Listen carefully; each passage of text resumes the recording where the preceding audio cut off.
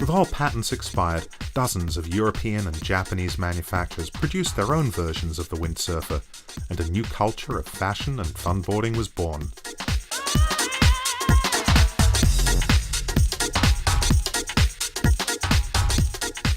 The Pan Am Cup just broke everyone's barriers and paradigms on what windsurfing was all about and what it could do and where it was going. That's when people like Ken Winter was going, forget these booms, we need something that telescopes. I mean, the guy, honestly, I watched him invent telescoping booms on the beach. There were things that happened at that event. One of the funny things that happened at that event was going around Bird Shit Island and seeing Bruce Matlack over my shoulder.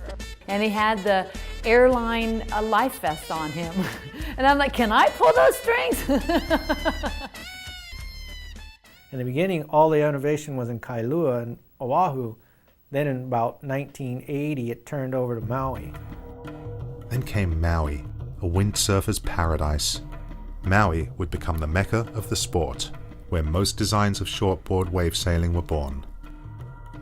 I came over the hill by the airport and saw the entire North Shore was just white with white caps, and the outer reef was kind of barely breaking, and I couldn't believe it. I just kind of kept looking out, going, what's out there? But I kept driving, and then we came by Hokipa, and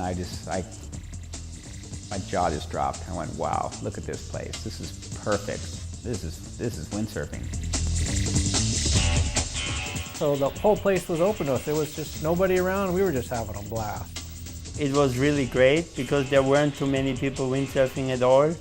We went from this 12-foot board, and in a matter of just 2 years, 3 years, Mike would go out, Waltz would go out riding on like this little 610 pipeline logoed up board that he got from Jerry Lopez.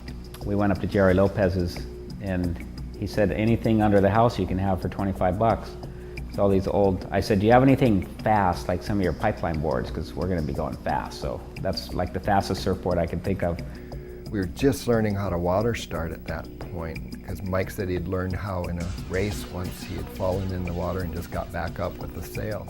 We rigged up 3 boards and went out to Hokipa the next day, and we could only water start them, and they worked just like a gem. It was like, it changed my life. I mean, all of a sudden we were surfing.